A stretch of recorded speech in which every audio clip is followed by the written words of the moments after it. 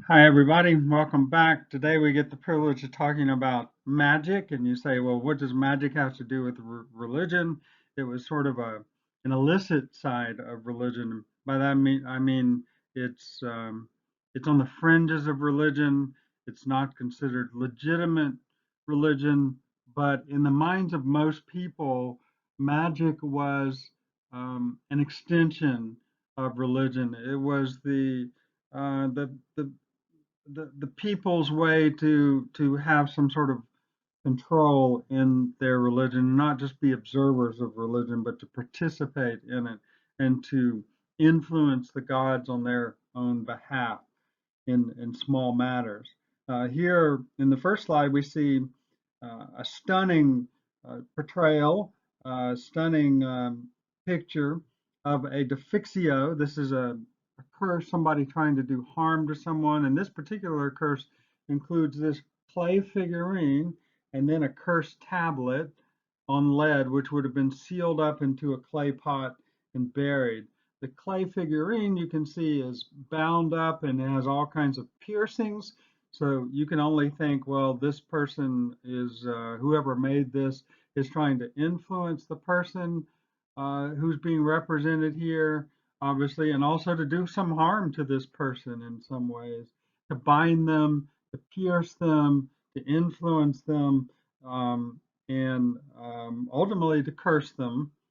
And so that's all taking place here with the tablet, um, which contain the words and the exact aim of the person, and also the figurine, which portrays the person visually. A little less disturbing, perhaps, is this what I would call an apotropaic figure. This comes from Leptis Magna, a Roman colony in what we call today Libya, and it was a strong and vital Roman city. Unfortunately, a lot of the archaeological remains there are being lost, looted, and destroyed. But here is an image that comes out of that city, and it shows an apotropaic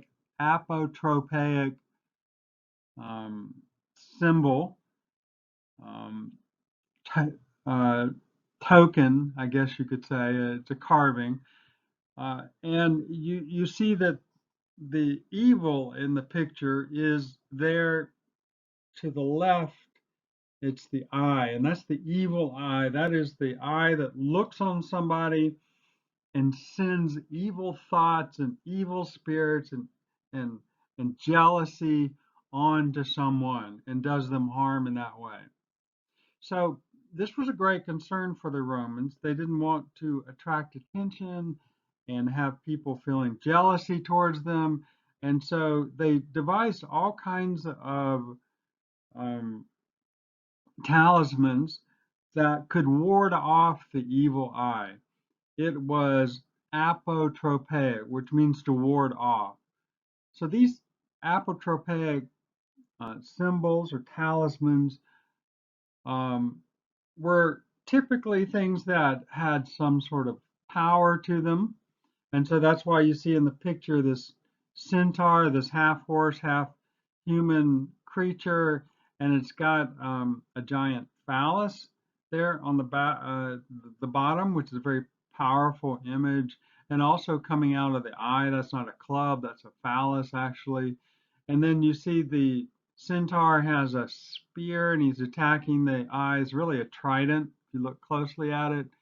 And then there are three creatures who are attacking the eye. You got a snake on the left, a crab at the bottom, and a bird at the top. All of them in their own way attacking the evil eye. So these are powerful symbols which could be used to thwart the jealous evil eye that was looking at you. It's not clear what the words at the top mean. The first is MAL, which seems short for evil, but then we have ER, and it's not clear what that refers to.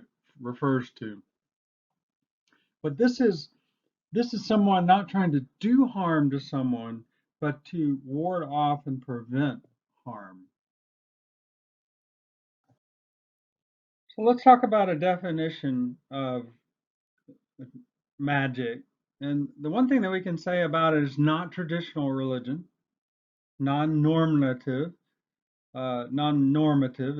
It's open to interpretation. It's easy for people to use to slander enemies. So it's non-normative practices. It is what we would call nefarious in the sense that it is ne fas. In Latin, that means not permitted, not legal. And so these are non-normative, non-traditional practices. It is anything that could cause instability or disturb the tranquility of the state. It is superstitious, not religious. And to the Romans, superstitio meant anything that was not accepted practices, not state sanctioned honors traditionally paid to the gods, but was excessive, above and beyond super what was proper. So, as we will see, magic activity was considered the ultimate superstitio, superstition to the Romans, at least by the first century BC. Magical practices have as their aim normally to harm people by casting spells or by causing reactions in people, such as love or the fear to speak out, feelings and reactions that people wouldn't ordinarily feel.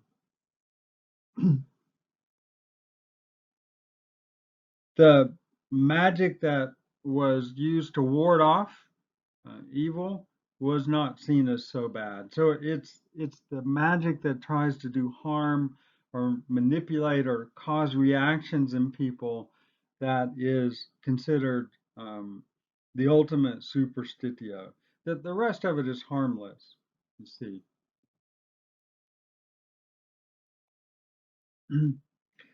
Now, before 81 BC, the Romans didn't have a clear law and definition of magic. But during the reign of Sulla, and he was a temporary dictator at this time, as he was reorganizing the government and the courts, he passed what's known as the Cornelian Law on assassins and poisoners. Now, at first glance, this law would not seem to have anything to do with magic, but the word for poisoner, beneficus, was also a broader term that covered magic.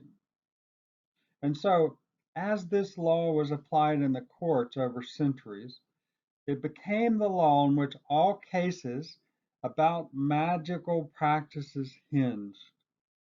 You see through precedent, court decisions, jurist commentaries, and so on, legal decisions that added to interpretations of the law made the Cornelian law be about magic. It's like Title IX. I remember long ago, Title IX didn't have anything to do about what it has to do with now, sexual harassment, those sorts of things. It simply had to do with girls' sports being treated equally as male sports. But now, over time, decisions have been made and interpretations have been added, and Title IX means something much more than it did originally. So by the time the famous Roman jurist who lived, well into the centuries of AD, he wrote a commentary many centuries later.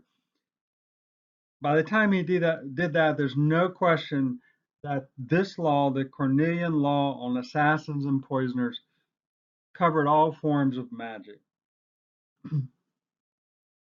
Now we don't have the original law, but it can be somewhat reconstructed. Its original aim was trying individuals accused of murder by stealth. It seemed that the poison was both a poisonous substance or any sort of magical thing, and those could be included in this original scope of the law. At least it became understood that way. There had been a famous case in 331 BC that involved a conspiracy of some 20 Roman matrons who tried to poison their husbands. This is 331 BC. A maidservant had told on them after the men became sick, so their homes were raided, and it was discovered that they were concocting some sort of substance. They claimed it was a medicine. So in the end, it was decided that they should drink it themselves. If it's a medicine, if it was a medicine, they'd be okay. They'd be let off. If not, they'd die. So at issue, you see, was whether the substance is beneficial or harmful. That's the key. If it's harmful, then it's magic. If it's beneficial, then it's not magic. Now they drank it and they all died. So, they got their punishment for creating a magical substance. But also at issue in the law is stealth, which is why it's linked with assassins. Magic is usually done in the dark. It's done at tombs, out of the way, behind someone's back. So the law covers clandestine harm originally, and eventually was expanded to include any behaviors that could threaten the tranquility of the state. But poisons, you see, are magic because they are clandestine and harmful. So by 600 BC, when an early Christian writer, Isidore of Seville, he was an encyclopedist, when he writes, we're moving closer to the idea of medieval witchcraft. Listen to what he says. Magicians are usually called malefici, evildoers, because of the greatness of their crimes. They throw the elements into commotion, disturb people's minds, and without any drink of poison, they kill merely by the violence of a charm. And so we've moved beyond just poisons, you see. Over time, it becomes poisonous charms as well. So here that the incantation has become more important than the poison. And the reason comes in the next sentence in Isidore's work. They, being the evildoers, summon demons. See, that's what the magicians are doing in the Christian era, playing with demons. They summon demons and dare to brandish such sleights of hand to kill enemies by means of evil arts. They also use blood and victims and often touch the bodies of the dead. End of quote. So that seems far removed from the Roman Cornelian law, but the rudiments of it are there. And these ideas about magicians and magic and what's illegal about it comes out of that one Cornelian law written around 81 BC.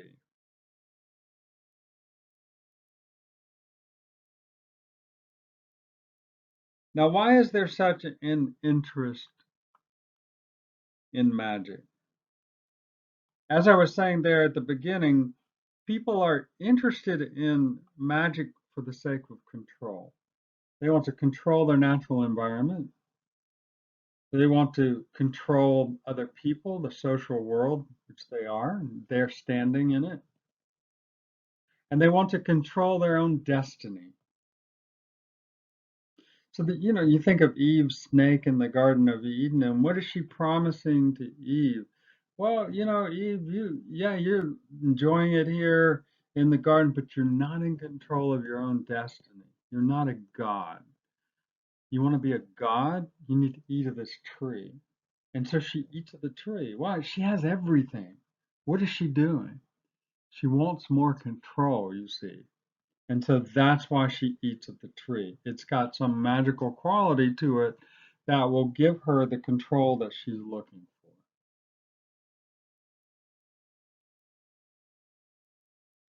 Now, magic was a fact of everyday life. Throughout the Roman Empire, magic experts and its use were visible parts of society. Potentially, some form of magic could be encountered at every turn. If you went to the marketplace, there might be an astrologer willing to sell you his interpretations of the heavenly bodies. Nearby, you might see an expert in potent herbs, somebody that's willing to come up with an elixir and incantations they might be willing to conjure up for you that could magnify the plant's healing powers. Um, they might be selling the plants that they um, foraged in the fields and the woods recently. In an adjacent building, you might find an official, such as a clerk or a scribe, moonlighting by offering his writing skills. And you could approach that person and ask them to prepare a metal curse tablet. If you were to pay any of those professionals for their services, at least during the reign of the Emperor Augustus, you might pay with a coin featuring the emperor's horoscope on it. We're going to see that. Well, there's the coin right there. You see, if you paid with that coin that you see here in the image, you see Capricorn and its position in the sky and a picture of Augustus on the front. And he's depicting his own horoscope. And it was meant to be a sure sign that Augustus's death was years away, and those who had designs on succeeding him ought to delay or abandon their plans. And then let's say you leave the market and you notice on several houses and buildings there were stone figurines and mosaics designed to ward off harm of all sorts. You continue down the street, might greet a friend or a stranger and notice that he or she was wearing a necklace or a ring bearing a protective amulet. So these and other manifestations of magic were quite common throughout Rome. And we don't really have any evidence of routine prosecutions for these practices. These ones, the ones I just mentioned to you, were generally viewed as normal in Rome.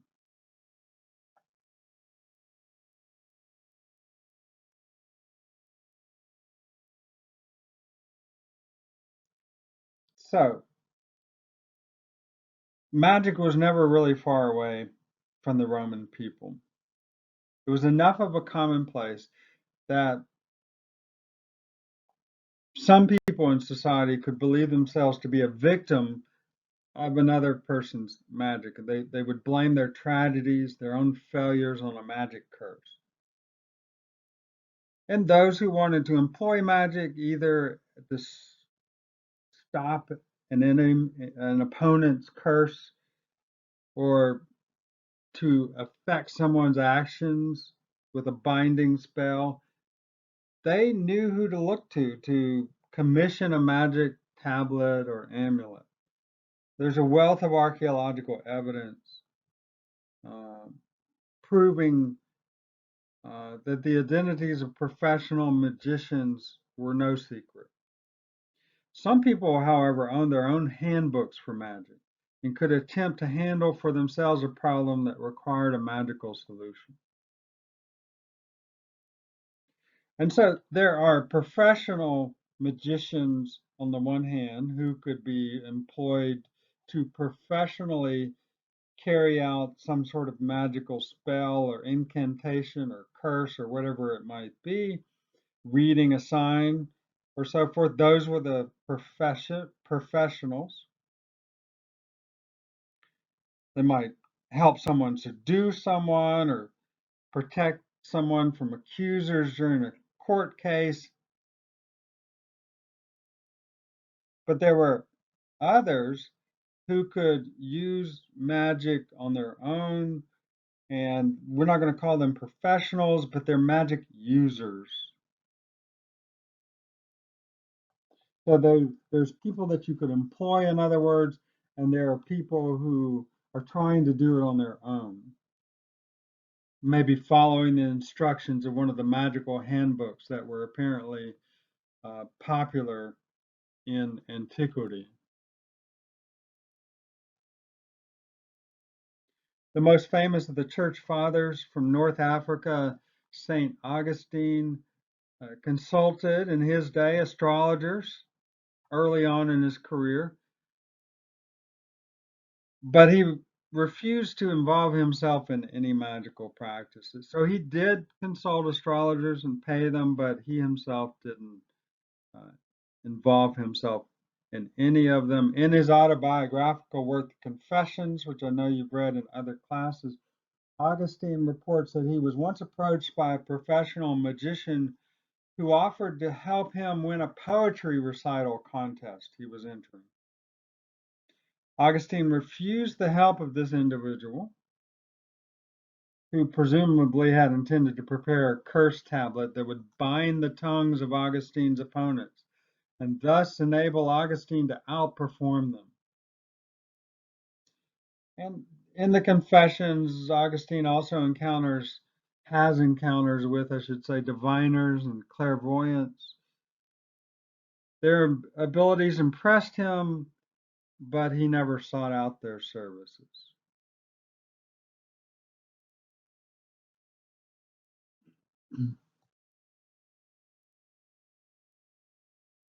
The Roman writer Apuleius wrote a novel called The Golden Ass, sometimes called The Metamorphoses. He has a hero, Lucius, and he describes a recent experience that must have been familiar. I'm just trying to give you a flavor of how the Romans were encountering magic, how they could access it. And he encounters a professional diviner who was making himself available for consultations.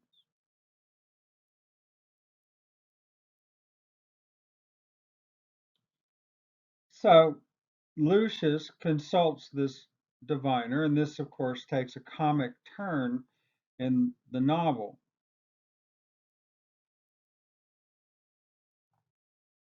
Listen to what he says. At Corinth, where I live, there is a Chaldean visitor right now throwing the whole city everywhere into an uproar with his marvelous oracular responses, collecting donations for his public announcements of fate's secrets. He tells what day will make marriage bonds strong or wall foundations lasting, which day is advantageous for the businessman, illustrious for the traveler, or seasonable for sailing.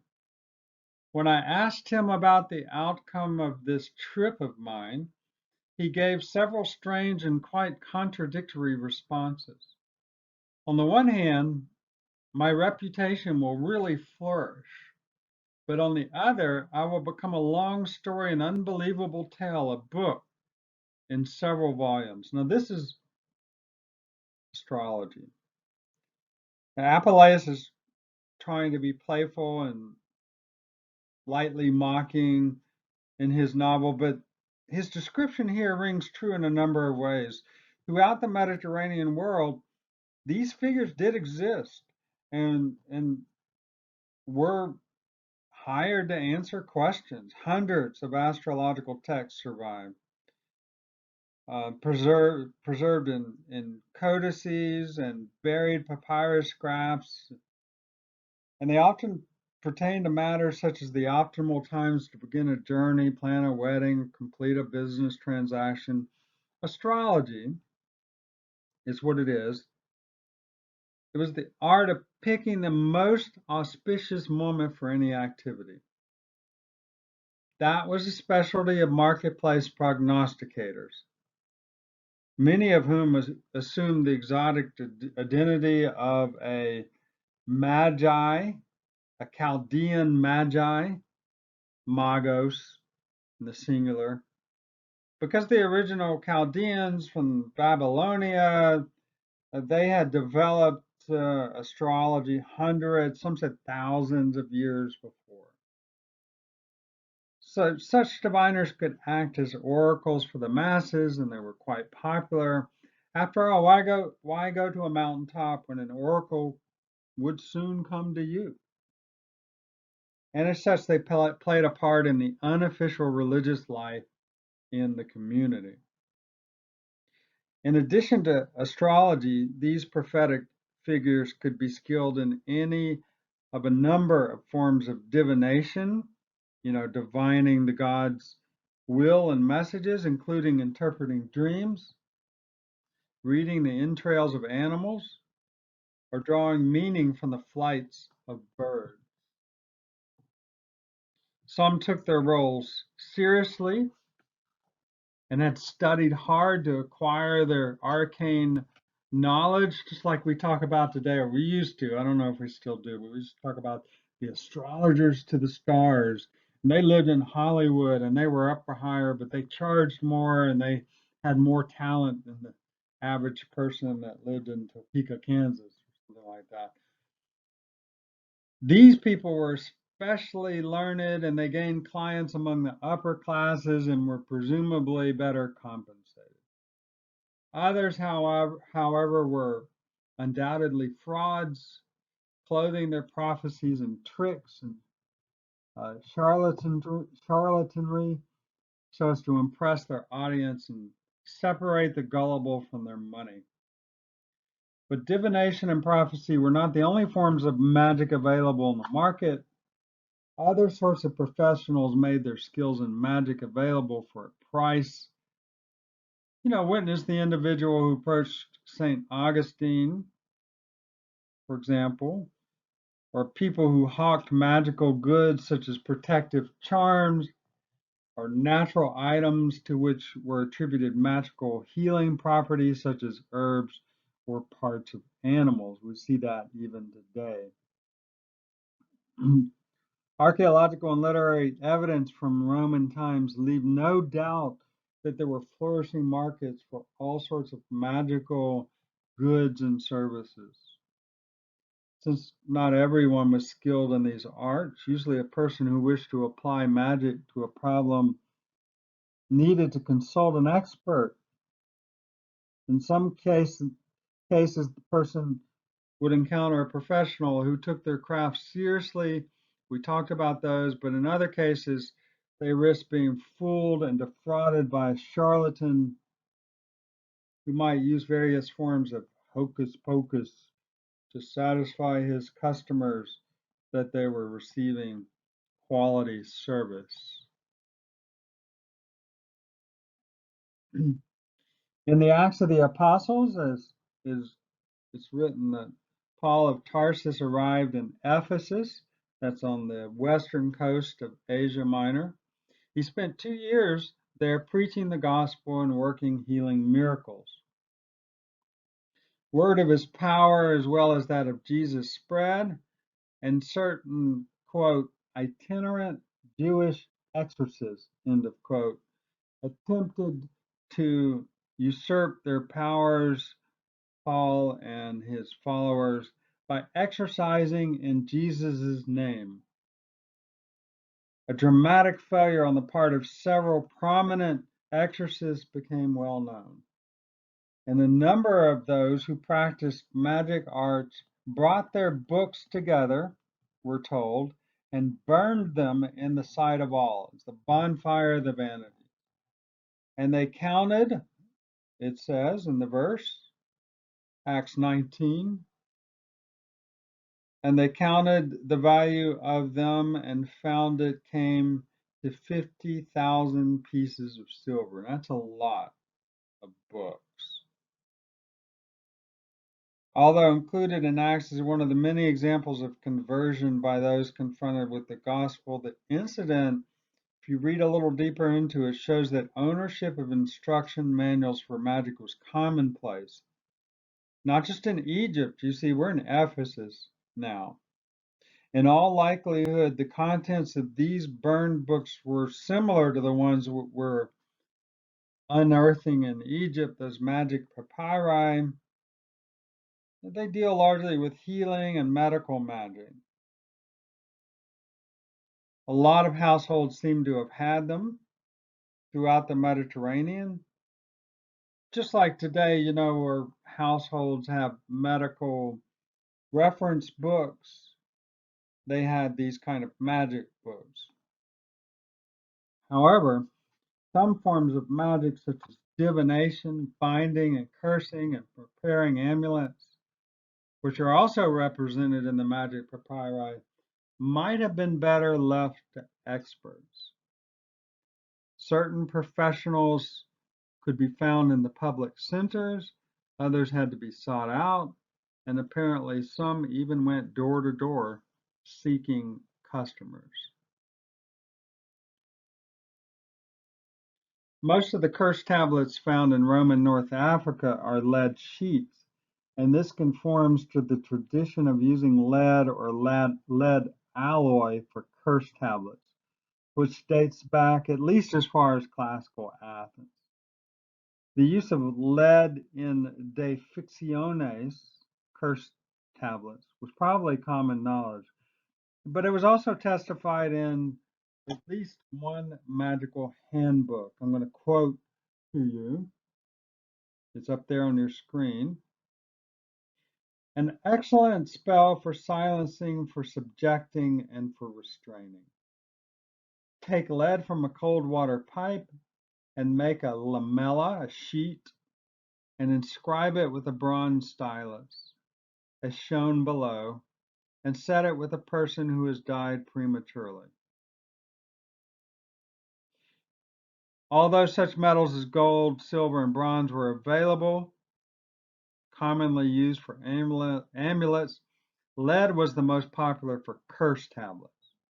A major reason for this must have been that it was far cheaper and therefore made curse tablets more affordable, or as the above spell makes clear, one could have um, one could even steal lead from the public plumbing system.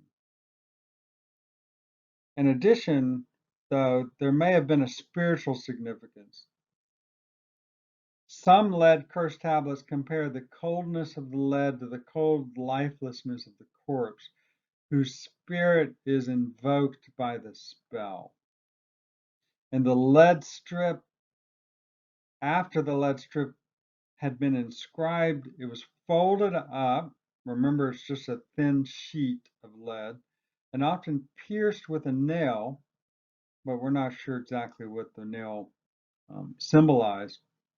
Occasionally, hair or clothing of the intended victim, or even a tiny wax or lead figurine, was enclosed before it was sealed. This was intended to give power over the victim, and may also have been meant as the equivalent to giving a bloodhound the scent of his quarry.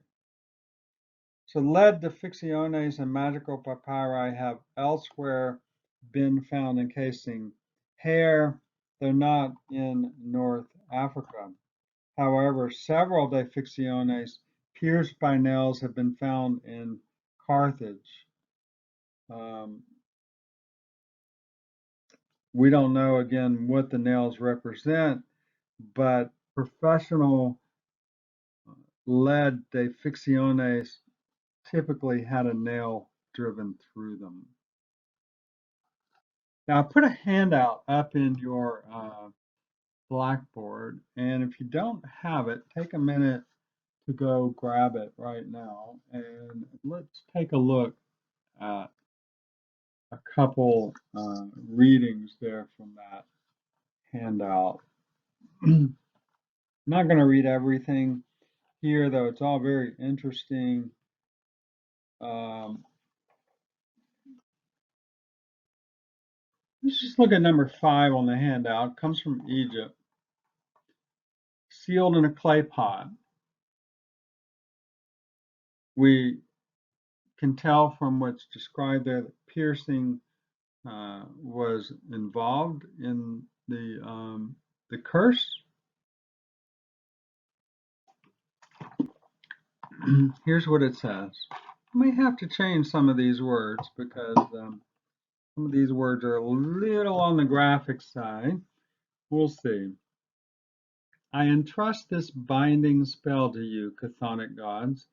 Remember, we mentioned this in class. Chthonic means underworld.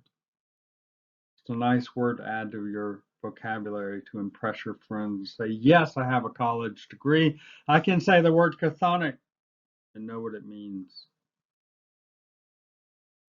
Pluto and Cori, Persephone, Ereshkigal, and Adonis, also called Barbaritha, and Hermes, Chthonian, Thoth, Phokin, Sepsu, who holds the keys of Hades. See, there's all these magical names that get applied. They're nonsensical. A lot of them. Some of them are, mildly Egyptian. They sound like something that people have heard of before, but a lot of it's just gobbledygook. And to you, chthonic divine demons, the boys and girls prematurely dead, the young men and women, year after year, month after month, day after day, hour after hour, night after night, I conjure all the demons in this place to assist this demon Antinous. Rouse yourself for me and go to each place, to each neighborhood, to each house, and bind Ptolemaeus. Now, Ptolemaeus seems to be the girl that this guy is trying to manipulate. Ptolemaeus, now it's not just any Ptolemaeus. You don't want the demons to get confused. So it's Ptolemaeus whom Aias bore, the daughter of Origenes, so that she should not be sodomized or should not give any pleasure to another man except to me alone, Serapamon, whom Arya bore. So you got to be precise here. You got to use the names and the parents so we know who we're talking about. And do not let her eat, nor drink, nor resist, nor go out, nor find sleep, except with me, Serapamon, whom Arya bore. I conjure you, Antinous, spirit of the dead, in the name of the terrible and fearsome, the name at whose sound the earth opens up, the name at whose sound the demons tremble in fear, the name at whose, you get the point here. So he names body parts that are getting pierced, and it's just, it's a very precise kind of thing, and it's desperate, and, very manipulative, harmful magic.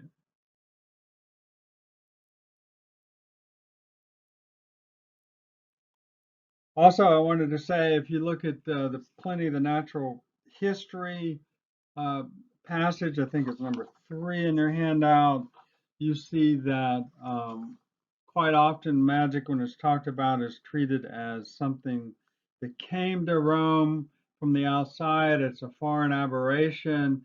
You see mention of Persia there. You see mention of human sacrifices, a way to color magic. It's foreign. It involves things that Romans don't normally do, sacrificing humans. There's mention of Druidism. There's mention of people acting on their own as if they're their own agent, that this isn't um, civic religion, it's an autonomous practice, in other words. Also, there's the wonderful Horace passage number 4. We can look at that just so you get an idea of how magic works. Horace, Epode 5, 1 through 40. Oh, whatever God in heaven rules the earth and the human race, what means this din? What's this uproar? Why is everyone's gaze fixed savagely on little me?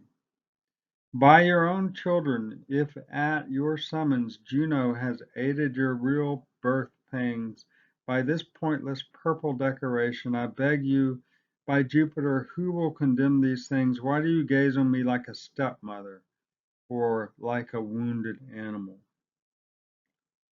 when despite these piteous cries from his trembling lips, so this is not Horace speaking, it's a little boy,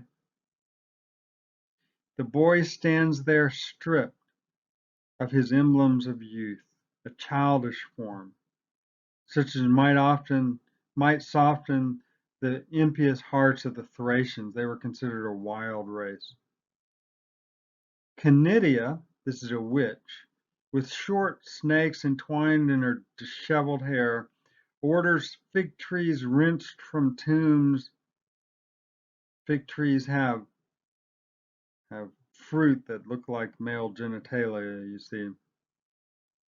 Orders funereal cypresses and eggs and feathers of the nocturnal screech owl, smeared with the blood of a hideous toad, and herbs grown in Iolcus and Iberia, home of drugs, and bones snatched from the mouth of a ravenous dog.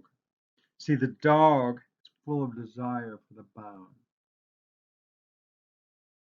So she snatches the bone away. She's creating desire, you see. She orders all these to be burned in the Colchian flames. She's creating a bizarre aphrodisiac. Meanwhile, Sagana, duly dressed, sprinkled waters of Avernus all over the house, her hair on end like a sea urchin or a charging boar. Vea, undeterred by any sense of conscience, was digging out earth with firm spade blows, groaning as she worked, so that these seemed to be assistants to the witch, so that the boy could be buried and die writhing, full sight of food, changed 2 or 3 times in the course of the long day. 2 things going on here. There's human sacrifice going on. They're going to sacrifice the boy by burying him up to his neck, and they're going to put food in front of him, delicious food. And as he gets hungry and thirsty, the food is there, and they keep changing it out. It looks more and more desirable to create desire in him. With his head projecting out as much as swimmers' bodies are above the water when they float by the chin, so that they could remove the marrow and dried up liver to be a love potion as soon as his eyes, fixed on the forbidden food, had withered away. So you get a sense that what magic does, it tries to create desires by taking desirous things, manipulating people, and causing general chaos and harm. Illicit religion, no doubt.